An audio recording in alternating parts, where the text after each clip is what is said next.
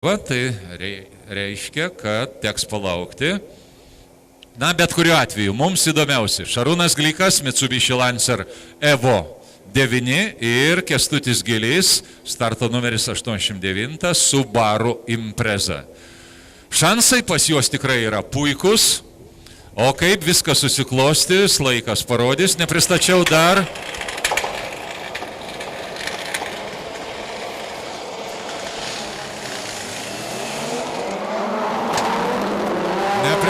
dar devintojo numerio, štai grūstys, ar visi įsiteks, na, taip atvirai pasakius, širdis į kulnus ir nuvažiavo, bet viskas baigėsi kaip įmanoma geriau.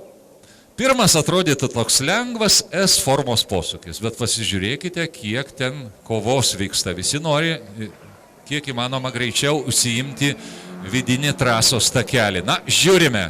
Kol kas Šarūnas Glikas važiuoja antras. Šarūnas Glikas antras, Kęstutis Gilys važiuoja ketvirtas.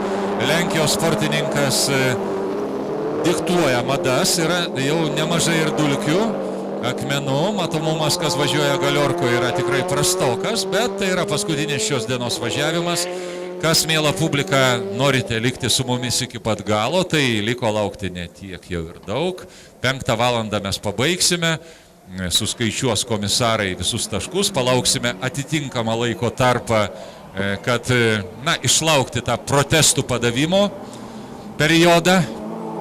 Škoda Fabija, 89 numeris, jeigu spėjau, ne, 69 numeris, Pavelas Hankievičius demonstruoja čempionišką važiavimą, jis turi tikrai šansą. Kęstutis Gilys. Na, aš jau esu minėjęs, Kęstui reikėtų ten kažkas tai, kad iš savo variklio jam įpiltų tų arklio galių truputėlį ir viskas būtų gerai. Šiaip išlaikytas žmogus, toks visada pasitempęs, visada pasiruošęs, automobilis iščiustintas, išblizgintas iki smulkmenų. Visuomet atsipalaidavęs, niekada nejaučia įtampos. Šarūnas Glikas, manau, kad rizikuos. Pažįstu šitą jaunuolį, yra ir tėtis, šiandieną jis atlieka komandos vadovo, patarėjo, mechaniko pareigas. Algimantas Glikas, ko gero, vienas iš tituluočiausių kartu su gerbiamu Kazimieru Gudžiūnu žmonių Lietuvoje. Šiandieną žiūri, kaip važiuoja sūnus, perleidžia visas tas tradicijas, tikrai turi ką pasakyti ir ko gero įdomu būtų jo pasiklausyti šiandieną čia prie finišo starto linijos. Na, kol kas Lenkija, sakykime taip, laimi 1-0. Šarūnas Glikas pralekė, gazas dugnas įmintas, šansai yra. Nelaidokime, viskas yra kontroliuojama ir viskas gali baigtis tikrai, na, taip kaip mes tikimės. Lieka dar keli ratai. Ką gali žinoti? Štai Kęstutis Gilys irgi atakuoja Olegą Grišiną. Galinga technika. Pas Olegą 380 arklio galių, 450 Nm. Na, tikrai įspūdinga.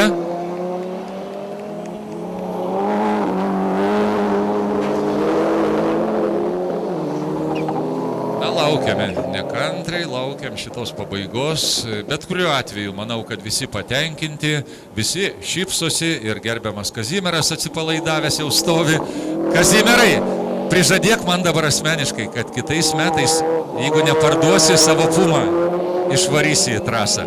Na, reikėtų parodyti, kad veteranai taip pat moka važiuoti puikiai, greitai ir tikrai galėtum čia sudalyvauti ir drąsiai galiu teikti, būtum vienas iš geresnių. Taip, Šarūnas Glikas bet kuriuo atveju yra antras, na, be reikalo dabar štai, be reikalo Lenkas tai padarė. Reikia apvažiuoti pilną ratą. Paėmė ir užkirto. Ir vat susidūrimas, tas nereikalingas, visiškai, na, betikslis, sakykime taip. Jau sportininkai, profai turi žinoti, kad po finišo apvažiuojame pilną ratą, grįžtame 10 km per valandą greičiu į finišo vietą, na ir tada jau per apdovanojimo ceremoniją arba po jos jau galime ir tų suktukų padaryti. Dabar čia viskas buvo paskubėta, na, bet ne man mokyti, įvyko taip, kaip įvyko, bet kuriuo atveju grosime Lenkijos himną.